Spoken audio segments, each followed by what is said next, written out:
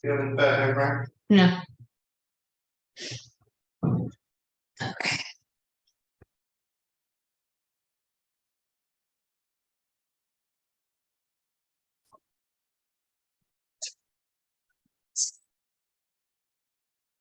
I don't see any video, so can someone just write in the chat box if they can see me at all? Can't see anything on my screen. Okay, thank you.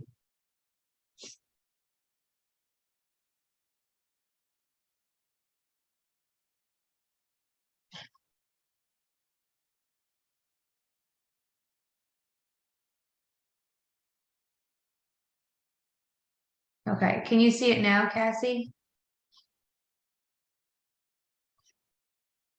For some reason I can't see anybody. This meeting, I must have clicked something. Okay, can you see the PowerPoint without things blocking it? Okay, just want to make sure. Well, thank you everybody for joining. And kind of stinky that I can't see you, but I know you're there, so thank you.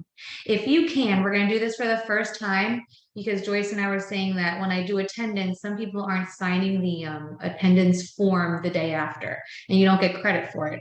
So if you could please write your name in the chat box, then I know you attended, even though I have the participants window.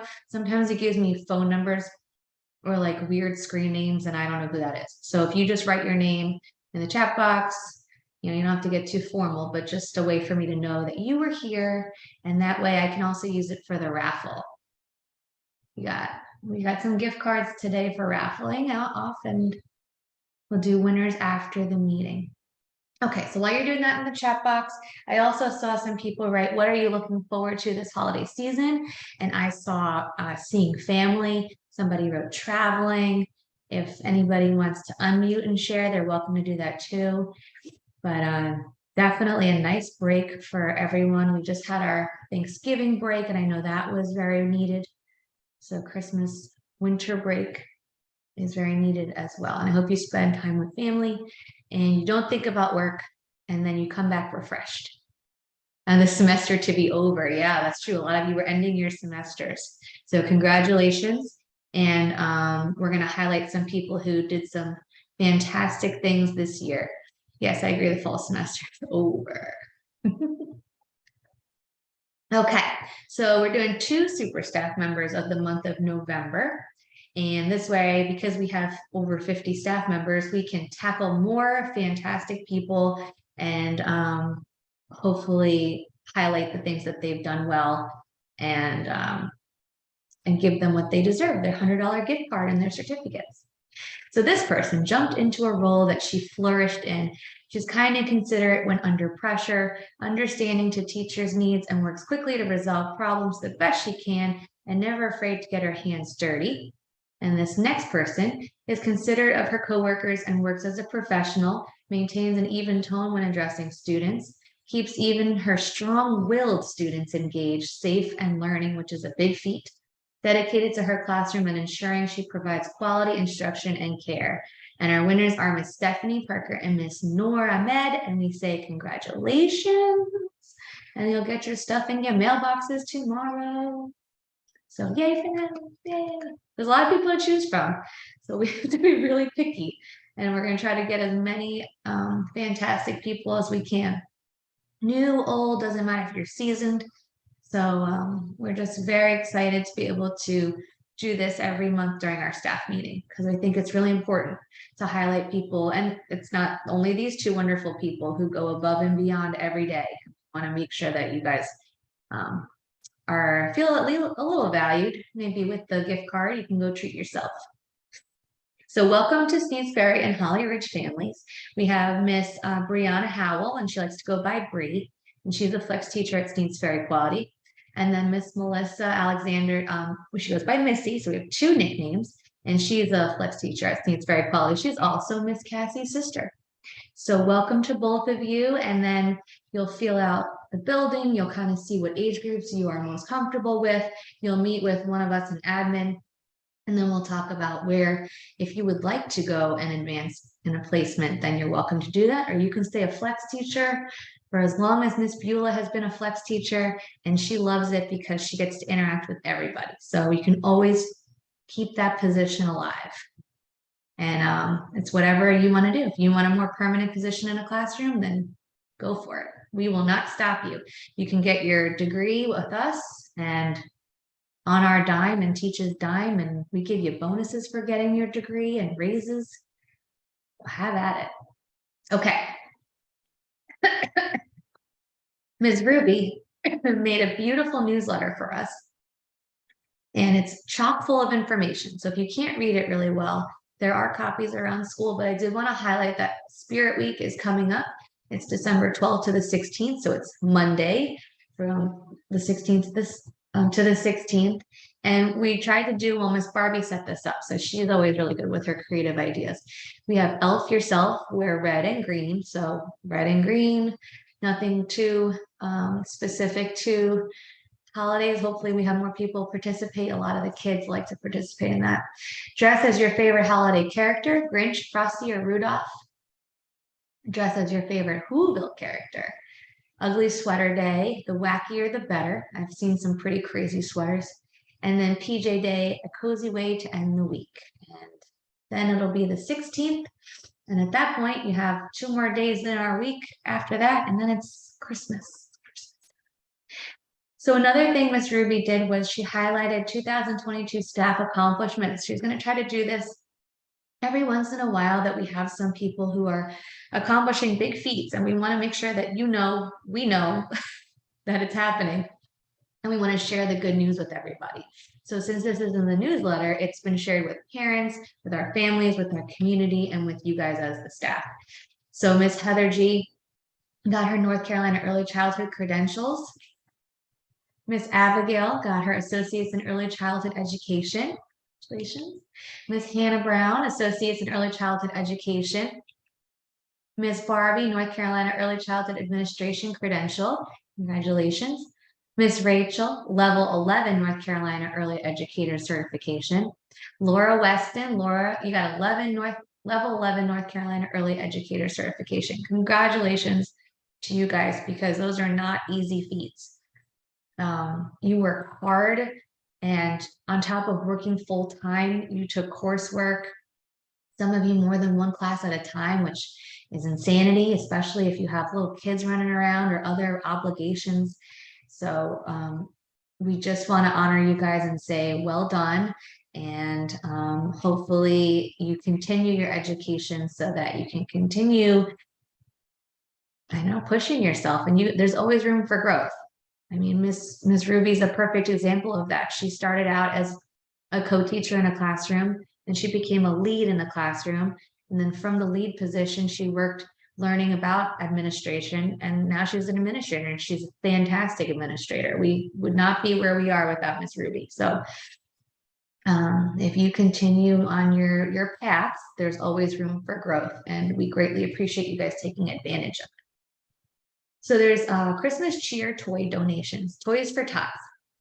We have been. Shannon, I'm sorry, it took me a second to get it off mute, but can I just add one more thing, since we're congratulating everybody for their accomplishments with education? Can I also give a big round of applause, although it's on mute, to Ruby for all of her help with helping all of them to get all of that, and being a guidance counselor as well as a support system for all of them to get that done.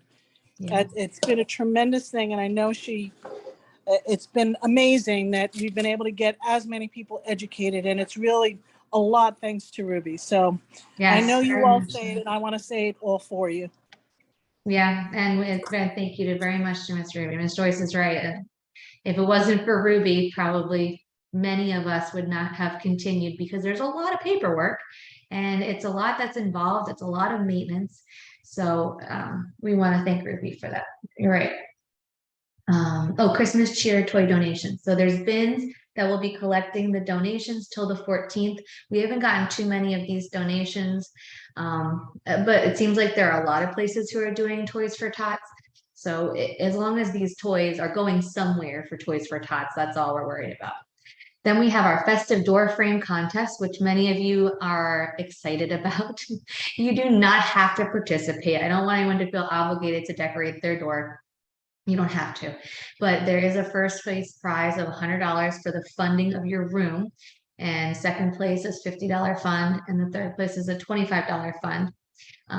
The voting is not going to take place on the 12th to the 16th. It's actually going to be the week of 19th and the 20th.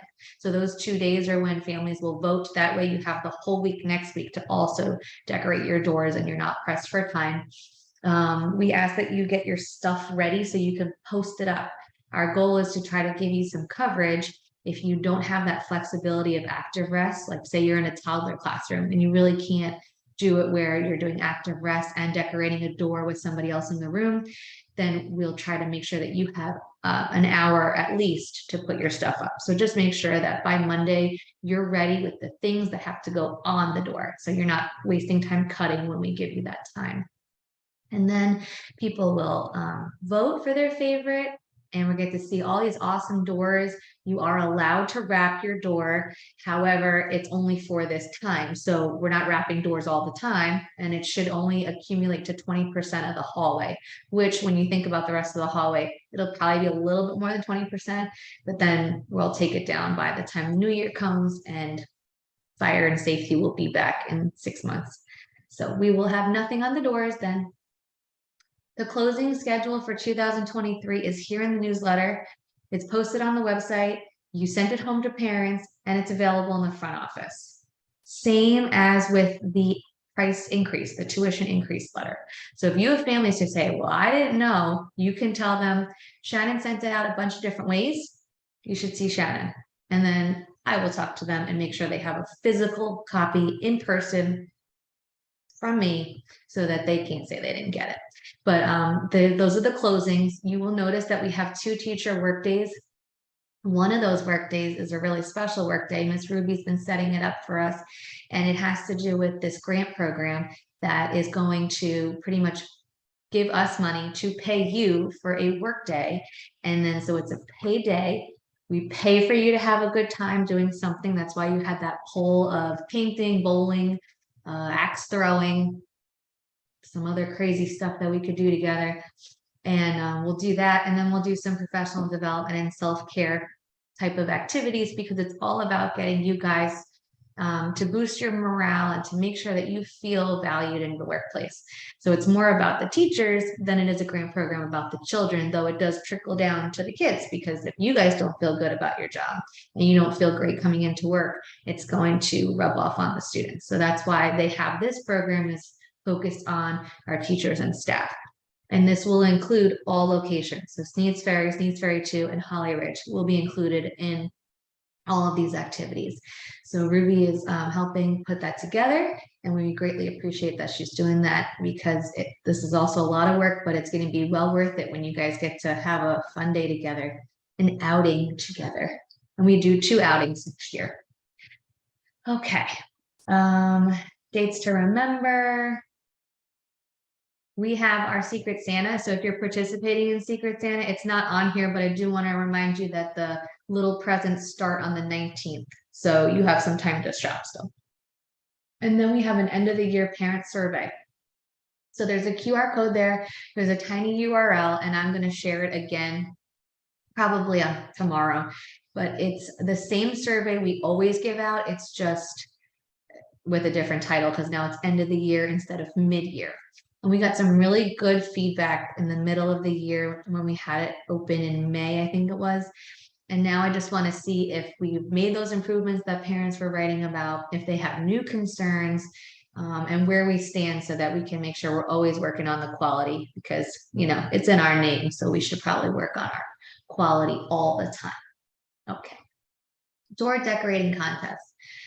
These are all the rules. Every classroom got one, but we do want to make sure that you know the doors are going to be judged on creativity, originality, the evident or obvious student involvement. So if you're doing something, I mean, little toddlers, you can have them do handprints, you can make something out of their little prints or whatever they're drawing, or maybe they contributed by scribbling all over something, but to show that you really use the students in the components that you put it together, because it's really cute to do teacher put together, but it's not as meaningful unless we put something from the students on there. So you could even just put their faces all over it. A lot of people are doing that. They're doing these weird cutouts, and they're going to put them all over their doors. That's awesome too. And neatness of design and attention to detail. So it's just 3 categories, and we'll have the families judge. They'll slip their little slips in the box, and then we'll count them all up and announce who the winners are. We'll put them on Facebook too. Okay, so we do this every time, but it is extremely necessary to talk about engagement and supervision, because we're still finding that some individuals are having trouble with this. When children are engaged, they're safer because you are then actively working with them. For children, they find trouble, and teachers or staff members who are not engaged with children, they tend to wander as well, and then they're not as focused on what's happening. You're not gonna be able to see something right before it happens, or a trigger right before it happens, if you're not engaged with the students. So unfortunately, we've had some incidents where we had to take some drastic measures and make it so that we don't have another incident where it could get worse. And we don't want that. We want to nip it in the bud. We want to make sure that everyone understands that your supervision and those children's safety is first and foremost in the classroom and outside on the playground. And then when you're working with them and you're thinking all these fun activities to do, that comes next. Their safety and comfort is first and foremost. So just make sure that you understand that, and the people you're working with also understand that, because we don't want bad role models of people showing our new staff members what is not expected, what's not going to be tolerated. So just make sure that you are being very diligent. If you see something, say something to admin, because we don't have eyes everywhere all the time. Though those videos are, cameras are rolling and they're recording everything, we're not watching them 24/7. So if you see something, please tell us so we can go back and we can address it and make sure that doesn't happen again. If you need to sit, some of us need to sit, but we've seen a lot of sitting away from children. If you're going to sit, you are actively engaged with children while you're sitting with them. So you're next to them, you're doing something with them, even on the playground. If you're going to do duck, duck, goose, you're in the duck, duck, goose game. You can be sitting in the circle, but you're playing duck, duck, goose. If you need to sit next to the slide and you're helping them go up and down the slide safely, you're engaged with children and you're sitting if you so need to sit, because I know that throughout the day, it's a long day, but please make sure that you are actively supervising children. Even tones, making sure that we're not raising our voice, your tone is even and you mean what you say what you mean what you say, and you're giving natural consequences out. If so-and-so is not going to come in from outside because they just want to do the slide 15 more times, you have to have a consequence that makes sense. So since you're going to play now, you know, what's going to be the expected consequence after? And if you need admin assistance, radio for us and we will come out and we will help. Or you could work with the child and we will take the rest of the class. So it's whatever you need as the teacher to make sure that you stay or maintain the relationship with the child and that we're there to support you, because there's plenty of us to be able to come support you throughout the day. And we have more teachers. We're very fortunate to be well staffed, and we've been able to say this almost every month since the summer. There's only been a couple months where we were strapped. And since we're so well staffed, you may find that your room has 3 teachers in it. This doesn't mean that the lead or the co-teacher goes wandering because they need to do this. It's those 3 people are working with children. If you have to run out of paper towels, of course, go run out and get your paper towels and come back. But those who make frequent pit stops throughout the hallway, if they're stopping to visit some other classrooms, chit chat about their own child with another classroom, these are things that should not be happening, because we are distributing a lot of funds to be able to have the staffing that we have. And instead of putting it somewhere else, we feel that it's more valuable to put it into the people who work for us. So that's why we have overstaffed ourselves, where you'll find other centers, they are just bare minimum, however many they need to maintain ratios, what they have. And when it's a stressful day, everybody feels it, because when 2 people call out in those centers, everyone feels it.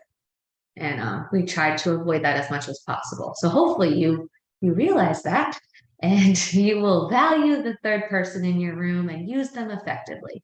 That's why we have the ABC teacher charts, because when there's a 3rd person, you can just point them to the chart and say, this is where we are, your teacher B in this part.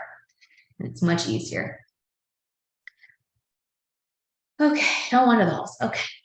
Guiding children. We haven't had any concerns with this lately, but I do want to make sure our new hires understand that when you're guiding a child, you're going to take your flat hand on their back and you're going to guide them this way. We do not drag a child's arms. We don't lift their arm over their head. If they're resistant and they start falling down to the ground, just let them go down and let them be. Eventually, they will get up and walk with you, or you can call for admin for support. Or if you're going to wait to talk to them, clear the area of the other students. If they're flailing or kicking or throwing things, you want to protect the safety of the other kids and of course yourself, but you don't want to risk injuring the other child because you're trying to drag them to cozy. Just let them be where they are, fall where they are. They'll like crimple their body down and throw their fit. Their fit will end. Some are stubborn and they'll last a long time, but it will end eventually, and then you can address them and work with them. And that's where eventually they're going to learn that you're just as stubborn and you will tolerate as much as they can throw at you. So you sign the behavior management plan. If you forget what's in that plan, we have copies online, we have copies in your file, and it's very good to be able to familiarize yourself with what our policies are, because they are different for toddlers and for pre-K students and school ages. Toddlers, you can pick them up. Babies, you can pick them up because comfortably they can be on your side and nobody's struggling to hold them and they're not flailing where it becomes a safety hazard for you and them. With the preschoolers, they get bigger and we can't really pick them up safely, especially people who have bad knees or something else going on. We don't want to risk that either, because these kids are kicking and they could easily kick your knee out. So we just have to make sure that we are diligent and we're following the behavior management plan. Nurturing behavior and soft tones. Again, this is something we say all the time, but I really feel like it's worth repeating every time because sometimes even the people who are the most consistent can slip up and their tone will get a little harsh and they might need to take a break. So if you feel that you're on that edge and somebody's just pushing your buttons, and you feel that you're getting harsh in tone, you feel that you're reaching your point of breaking, that's what you call admin. You should know yourself. If the star breathing doesn't work for you in that moment, then call admin. I need admin to room, whatever it is. And then you just need a 5-minute break, come back, collect yourself, and then you can work with that child effectively. Or if you need a longer break or you need to talk to admin, then we will make that happen. But we are here to support you. And hopefully with all the tools that are in your tool belt now, you're able to support the child who is clearly in need and in distress. And that's why they're doing these things, because they need some support and some help from us. Excuse me. And model, you're modeling what you expect your students to do. So if you and your co-teacher have a strong communication relationship where you're able to talk to one another and communicate your needs and show respect with one another, your children are going to pick up on that. If you're in a classroom where your co-teacher and you are butting heads constantly, they will pick up on that. And then you'll start to notice their conflicts arising among themselves, or they'll second guess one of the teachers and the relationships will kind of crumble. So you have to make sure that what you're modeling and what you're exhibiting within yourselves, within the adult community at school, is really showing that respect, that kindness, and the understanding of differences. If you want us to intervene and work with the 2 of you or 3 of you, we'd be happy to. But we don't want to step on toes and we don't want to step in when it's not needed. If you're able to work it out yourselves and build that relationship yourselves, then that's fantastic. Important note on the playgrounds. I think I already covered most of this, but make sure you're stationing yourselves. You're not standing next to each other on the playground. And that's a part of what we were noticing was a big issue. If one person seems to be gossiping or chit-chatting too much, just say, oh, I gotta go stand over here. Shannon told me I have to stand, like, just blame me. I gotta stand over here. And so then you're over here, you're supervising, they get the hint, hopefully, and then they start supervising appropriately and nobody has to worry about it. If they don't get the hint, then you can come and just tell us, I think they need a little support, and we'd be happy to work with that person. Especially if we have new hires, they're going by your lead if you're a seasoned person. So whatever you're going to show them and whatever you're exhibiting is what's going to be picked up, because they're learning from you, from your modeled behavior, just like the students are. Jackets should be labeled. Some people use the masking tape and put on the inside of the jacket. Please don't write in permanent marker on the parents' jackets for the kids. Hopefully they do that, they write on them, but if you just put masking tape on the inside of the jacket, it should be okay right there on the labels themselves. And the jackets cannot touch. I hope you know this, that if they touch, that's a sanitation and a childcare violation. So you have to make sure that the jackets are separated. That's why in the classroom, some classrooms are having trouble keeping their jackets hooked or put away without touching one another. And that also goes for the bedding too. So if you notice that your cot bedding is touching when we're in their designated area, we can find a solution. There's lots of different solutions. You just have to tell us that's the problem, and then we'll help you find different options for your solution. When you go outside, please make sure that you have water and cups. Make sure that you have your emergency backpack all set. So every week you should probably do a quick check of your emergency bag and make sure that everything you need is in there. Active rest time is a great time to do that. And whiteboard and a marker with an updated class list. So some of you have gotten new students in your room. So check the back of your whiteboard and make sure that the names are all current names. Okay, so meals and lunch boxes. We've been noticing, and just in a few classrooms, that if there's a child who opted out, so they don't want to participate in the meal program, and their parents are bringing everything in their lunchbox for them, the lunchbox should be filled with approved items. So we shouldn't see candies, we shouldn't see gummies, we shouldn't see chips, we shouldn't see soda. whatever the heck else people bring in those lunch boxes, but it should all be approved items. Now, if they need a list, we'd be happy to supply them the list of what's approved. And then if they need a supplement, we will provide the supplement. So if they didn't provide a fruit that day, then we can provide them with the fruit that we're serving, and then that's what they'll have. So the parents have to understand that there will be supplements for their child if needed. And another thing is we still mark them. So even if they're bringing their own meal, you're still marking an X for them because you are offering our meal. They're just declining and they're opting out. So every child pretty much in attendance should get an X. And I've been noticing that we've been missing some X's, and it's mostly the opt-out students. So if even a kid who chooses not to eat, you offer them the meal, so you put an X. So there should be a lot more X's starting next week because now you know. The non-approved items should be sent back home with a note, just a kind note. I will happily write that kind note for you. Please don't send any candy, gummies, chips. These are not approved by CACFP.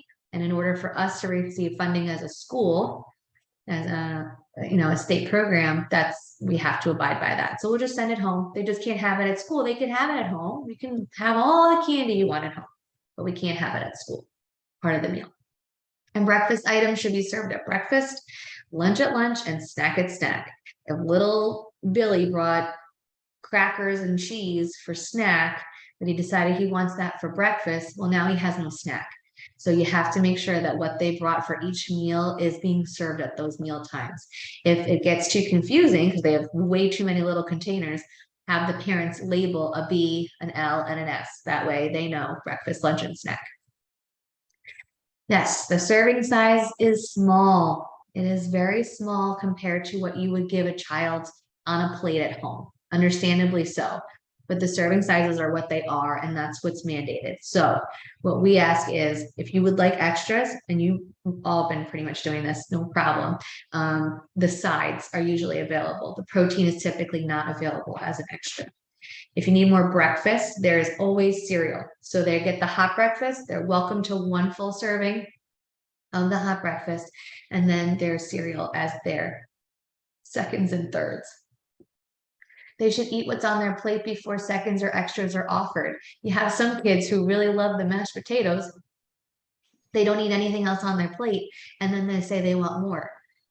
They should have eaten the other things on the plate, and then of course they could have more of the other items. But saying that they're full after mashed potatoes, but then they want more of something after the fact, they didn't eat the lunch, they didn't eat the meal. And that happens with snack too. If they have just the mashed potatoes, because I'm on mashed potatoes right now, and come snack time, they want 3 servings of snack because they didn't eat anything else on their plate. So snack is not a replacement for lunch, even though you want to serve them way more snack to fill their little bellies. What I would do is feed them the snack, and there's some exceptions where they can have seconds, but if it's a hot ticket item like cheese sticks or something else that comes in a 1 serving, and that's how many kids we have, then you'll have to give them another kind of supplement like cereal. But they should be eating their lunch, and they should be not using snack as a replacement for lunch. And just so everybody knows, which I know you probably know, the supply is low in stores. So Joyce is putting the order in, and we're getting all these items in, but sometimes they say that there's a limit on certain items, or the supplemental items that we would normally have aren't in stock. So just keep in mind that what we are getting is definitely what we should have serving size wise, but there may not be an abundance of these items because they're just not available. I mean, we're going to multiple stores, we're stocking up for weeks just to be able to serve the 1 meal because it's not available other times. So it's a little tricky serving 200 plus children. Also, please be aware that a lot of those proteins are extremely expensive. And like Shannon said, we can only get a certain amount of them. And we can't offer a second serving unless we do it for everybody, which means 200 kids. So, but I will say that I see Pam have a lot of leftovers sometimes. Again, not of the protein, but of the other things. So It's not like we're running out of everything every day either. Mm-hmm. Yeah, that's true. And that's what, so if there's extra sides and your children are inhaling their food that day, you can ask if there's any extras from him. It just may not be the item that your children are favoriting on their plate. Okay, rest time reminders. This is more from last time, but just so everyone's on the same page, because we do have some new hires, the rooms have to be able to have visibility. So some of the rooms were like pitch black. And when you go in, you can't even see your hand in front of your face or where you're walking. So just make sure that you do have a sliver of light coming through so that you can see, and you can see your children, because you do have to monitor them, even if they're preschoolers. You have to make sure that they're all breathing, that they're all on their cots. And yeah, I mean, if you're planning to do some work, how are you going to see anything? So just make sure you have some light in there. Your smartwatches are your phones. Mine is very handy. I'm walking around everywhere and I know when someone's messaging me that they're calling out sick. I know all these things. But unfortunately, the difference is I'm not supervising children all day. So I can look at my watch and I can respond back to these people who are messaging or calling because they're out sick, but you cannot. Please don't do that in the classroom.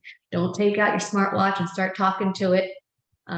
Don't start clicking through it, because that's taking away from your children and that's a supervision violation.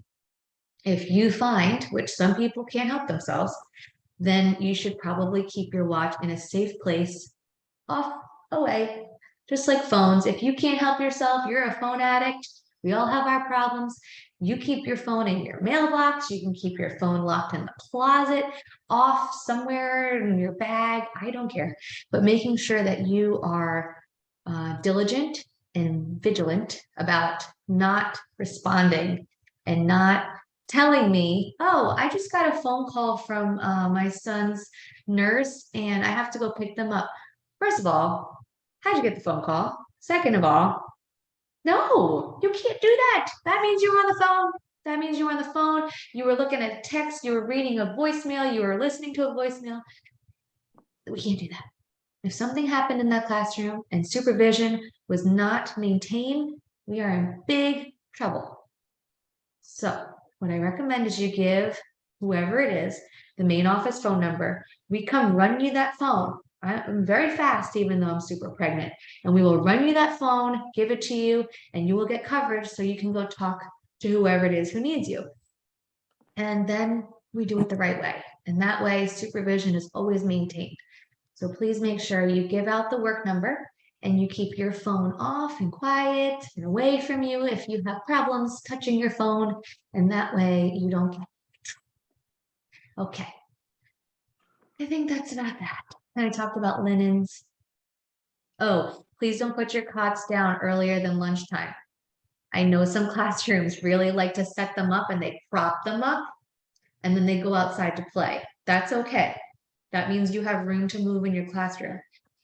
But some classrooms were putting their cots down, and then it becomes a tripping hazard, an exit hazard for fire safety, and the kids can't move freely around. So just make sure that if you are going to prop them, they're propped and your linens are not touching on the different cots. This should be posted in every classroom. This is what to do during rest, during nap time, and we'd love to see these getting done during rest, especially if it's not a planning day for you and it's not a day that I love you.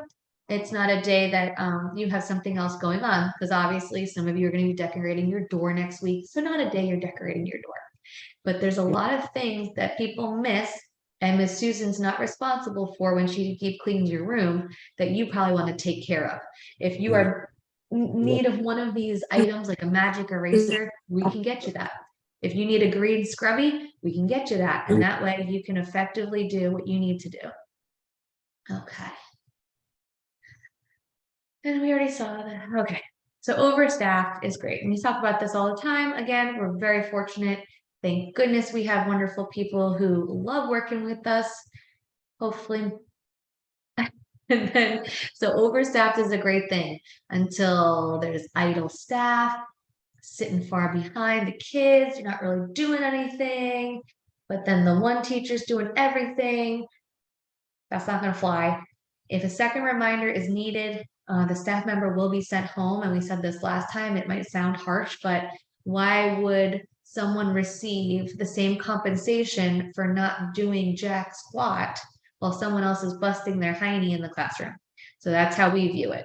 And we want to be able to have individuals who are enthusiastic and passionate about their job and working with students versus someone who's going to sit on their behind and watch it all happen. And there's other jobs you can do that. All right. Okay, so sanitation is coming. I thought this video would be very appropriate. This is from NCR Lab. So Holly Ridge, you're getting assessed in February. This is one of the videos from the ncrlab.org website, and it's exactly what they expect to see when sanitizing, hand washing, and all that. When Michael Singleton comes, he looks for these things as well. So if you're a new hire or you're seasoned and maybe you just need a little refresher, this is very short. I'm going to ask that you watch it with me, and it'll be here if you would like to watch it again and again. Childcare teachers and family childcare providers know that one of the best ways to reduce the spread of germs and prevent illness in their programs is to use good hand washing and sanitation practices. This video will provide information on proper techniques for hand washing and basic health considerations in childcare settings. In addition, we will show strategies used in many classrooms to ensure that children have a positive experience during routines. Please note that this video deals with considerations during the quality assessment process, and in North Carolina, the Division of Environmental Health and Division of Child Development also have requirements regarding sanitation for childcare programs, so it is important to be familiar with all requirements across the various agencies. Good sanitation and hand washing is important, and the goal is to complete routines effectively and efficiently. It may seem that the standards related to health practices are unrealistic or impossible to obtain. However, over the years, many programs have been observed where hand washing practices and other sanitation requirements have been successfully built into a healthy and developmentally appropriate childcare environment. For these programs, the health-related routines seem to occur in a natural and easy manner.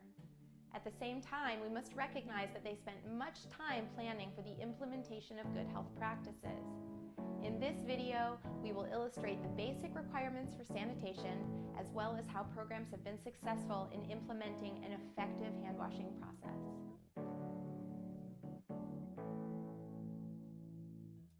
Proper hand washing includes wetting the hands with running water, washing all surfaces of the hands with soap for the required amount of time, rinsing well, drying hands with a single-use paper towel or other hand-drying device, and turning off the faucet with a paper towel or other method without contaminating hands.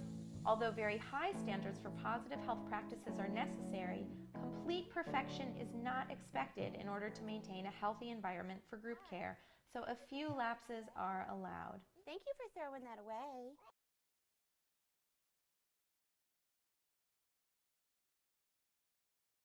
To maintain a healthy environment, childcare providers should ensure that children complete hand washings upon arrival to the classroom or re-entry after outdoor play, after messy types of play and before and after water play, after contact with contaminated objects or animals, and after contact with bodily fluids.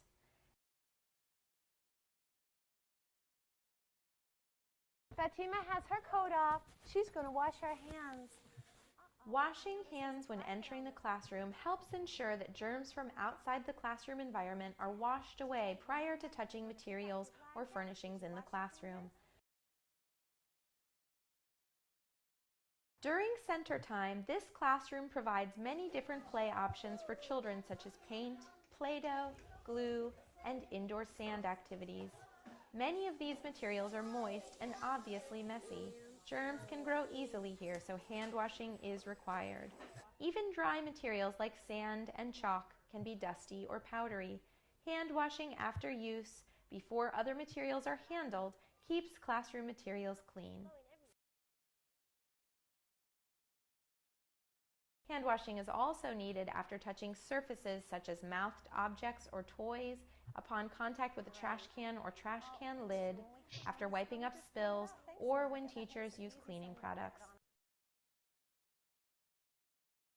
Well, what do you do when you're tired? Get your tissue. There you go. Well, let's see. Children and adults should wash their hands after any contact with bodily fluids such as saliva, mucus, or blood. This hand washing is critical, especially because children can be contagious without any symptoms of illness.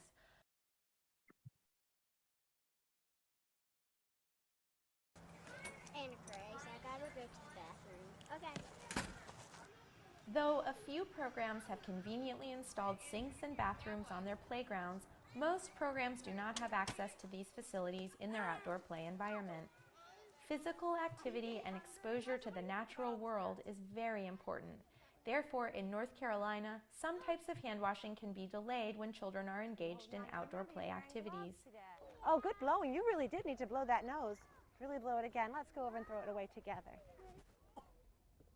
There you go. I'm sorry you're not feeling so well.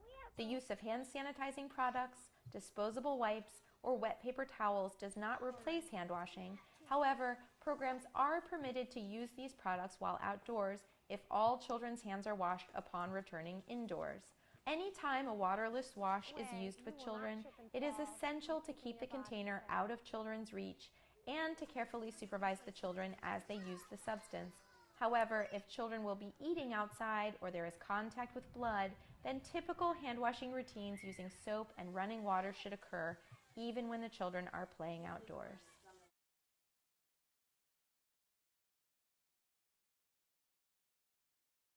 All children and adults need to wash their hands before eating. Teachers should wash their hands prior to food preparation and also bottle feeding. Additionally, children and teachers need to wash their hands after they eat. This infant had his hands washed before holding his own bottle. This is required for children who hold their bottles even when they are held by the caregiver. There are many options for creating systems to promote sanitary routines in the classroom while managing problems of contamination. This class allows many opportunities for children to play freely. As children become hungry for snack, one teacher prepares food for individual children while the others continue playing. This limits the chances for children to start playing with one another or leaving the table to touch materials before eating. Having access to a floater to assist with transition times can be very helpful, especially with younger children who may not understand the importance of hand washing prior to coming to the table. All right, go wash your hands. Which one is the next biggest, Malachi? In this public school pre-K, the children engage in a group game activity with the lead teacher while the assistant sanitizes the table and has a few helpers set up for lunch. Nancy sends small groups of children to wash hands with Maria, and then children are immediately seated to eat. Which one is the next biggest? All right, go wash your hands. This reduces wait times before eating, and then all of the children are seated for lunch with both teachers.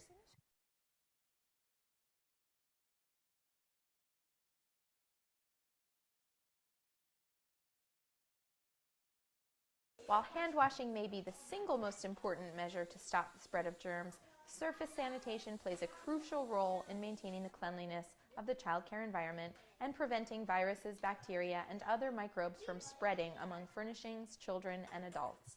In preparation for eating and when meals and snacks are over, the table surfaces must be cleaned and sanitized. To do this properly, the table should first be cleaned. Remove any food crumbs and then clean the table with detergent. Most programs apply a solution of soap and water for this step and then rinse it, always using a single-use cloth or paper towel when wiping the table.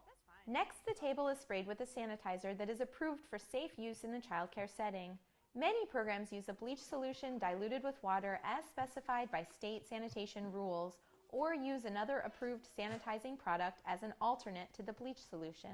The surface must be sprayed and left glistening wet with the bleach solution. It must then be allowed to air dry or be wiped dry only after a minimum contact time of 2 minutes.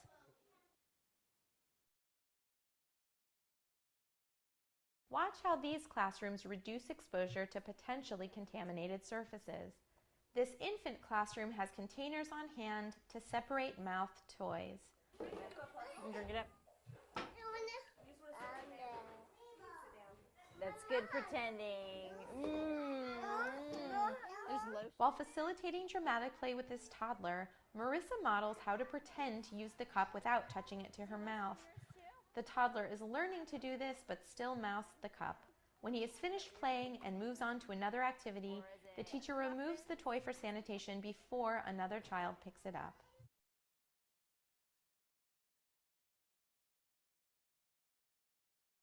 Hand washing after diapering and toileting routines is vital in reducing the spread of germs associated with gastrointestinal illness. These germs can make children and adults very sick, but for the youngest, these illnesses can be severe. Teachers also need to wash their hands as the last step of the diaper change process. This should occur before they touch any other classroom surfaces such as cabinet doors, materials in the classroom, or when they hand a toy to a child after returning them to play activities. Children who are potty training or who complete toileting routines independently must wash their hands. Teachers must wash hands after assisting children, whether they are changing pull-ups or diapers for children involved in potty training or simply helping a child with their zipper or button. Maria helps this older preschooler button her skirt and then washes her hands before assisting other children. This young infant enrolled in a family childcare home has head control, so after this diaper change, the caregiver can wash hands in the sink. All right, you ready in for the water? contrast, this 7-week-old infant does not yet have head control. He cannot hold his head steady without additional support from the teacher while being held upright, so the teacher wipes his hands with a disposable wipe after completing his diaper change. This method is adequate until he has head control like the older baby.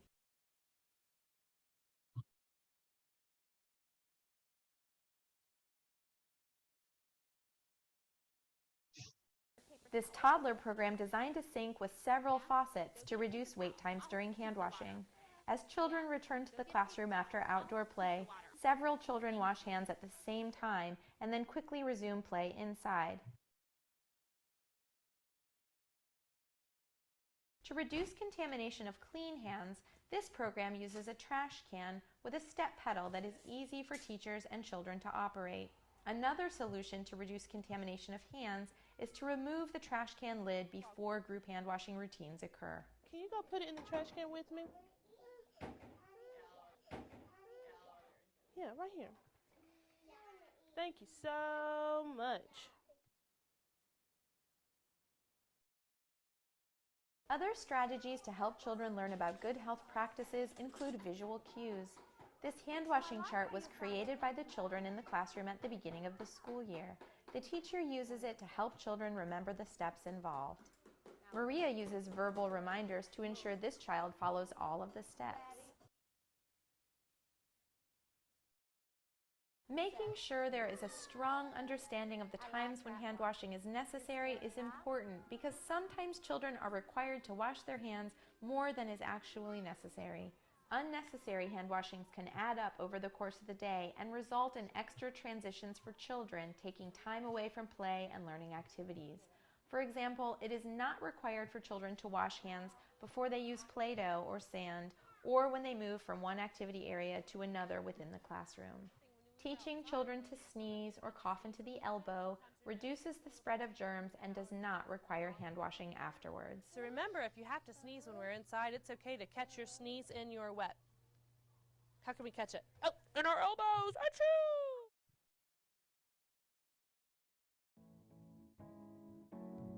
Here, let's put that one right on your little, just right, Jason, you remember it. Thinking about the why behind the various requirements is helpful, and if in doubt, there are many agencies in North Carolina that can offer assistance and answer questions. There, that's called. Okay. Thank you for watching. I hope even if you are very experienced that you took something away from the video. It's a lot to remember. Sanitation, there's a lot to remember, and that's not even everything for sanitation. That's really more focusing on sanitizing of objects and our bodies. Okay, upcoming events, December 16th, it's Parents' Night Out. And just in case you were curious or you didn't know, Parents' Night Out, we usually choose 3 people. There's 2, and then there's like a third person to help out if the numbers get high, which we've been having high numbers of attendees. It's available to all the children who are enrolled and their siblings. And there is a sign-up list behind Miss Michelle's desk where you would write your name and we would pick the employees who are hardworking, have had kind of only a couple of absences or no absences at all, and that were actually approved absences. So we want to make sure that people who deserve Parents Night Out, because you make all the moolah, all the money that goes into the event is distributed to the people who work it. So we don't take any of the money. So if you want to host it, put your name on the sheet and you take all the profit home, just so you are aware. Some of our new hires don't know that. December 21st is the PTO bonus letters go out, so you can look forward to that. Some people were asking if you're still getting your paid time off bonus letters because we gave out regular bonuses. And yes, the bonuses that we just gave, the monetary ones, those were an extra added plus. So these paid time off ones are ones that we typically do every year. December 9th is the Holly Ridge Preschool Christmas Spectacular, and it's from 6 to 7. That's tomorrow night. So if you'd like to stop by and watch, you're welcome to. We will be there from 6 to 7, and the kids are going to sing and perform, and it's going to be awesome. And light refreshments will be served afterwards. December 22nd to 26th, the center is closed in observance of the Christmas holiday, winter holiday. And January 2nd to the 27th, Holly Ridge has their assessment window open. So that NCR lab video should come in very handy, and they're going to do fantastic, just like all the other buildings did. Very proud. And if you have any questions or comments, you can always just message us or pull us aside, come stop by the office. We have an open door policy, so please remember that if we don't know there's a problem that exists, Joyce always says that we can't help you solve it. So please make sure that you are coming to us or at least letting us know in some way, and stay drama-free. Don't let things fester and get the best of you. Little things build up and then you never remember how it all started. You just remember how you feel right now. So please make sure you're coming and letting us know so we can try to help you. Or share with somebody. If you're not comfortable talking to me, then go to somebody else who in administration you feel comfortable talking to. That way it can be addressed. And you pick your person, you pick your go-to admin. All right. If nobody has any questions for the whole group, Shannon, there was one thing I wanted to ask. One of the parents asked me today at the end of the day if the teachers filled out that wish list form. Did we do that? No. For the parents to be able to get gifts? We typically do that for Teacher Appreciation Week. We could fill it out and have tomorrow. I don't know if that's calling it. Is that too short a notice?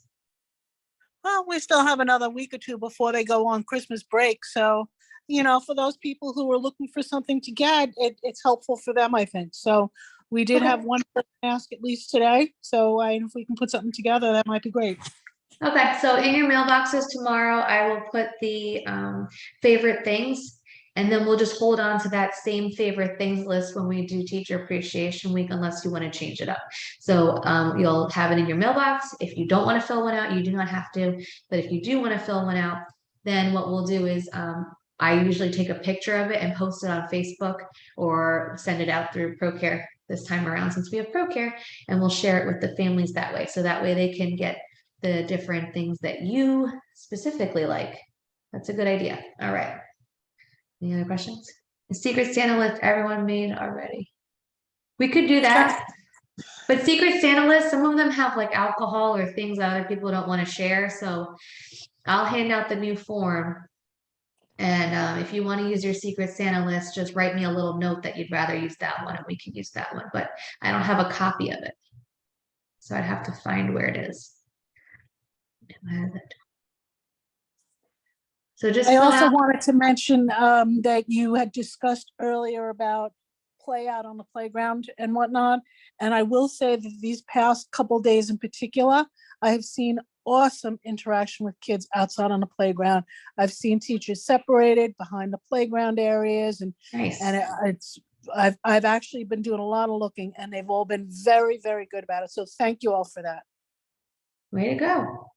Thank you very much, everybody. Maybe I don't have to talk about it next meeting. But the Secret Santa list, they went to your person who got you. So please fill out the form that I give you tomorrow, and that way I have a form to share with families. And that way, yeah, we're covered. All right. Everyone have a wonderful evening, and we will see you bright and early tomorrow. Bye. Bye.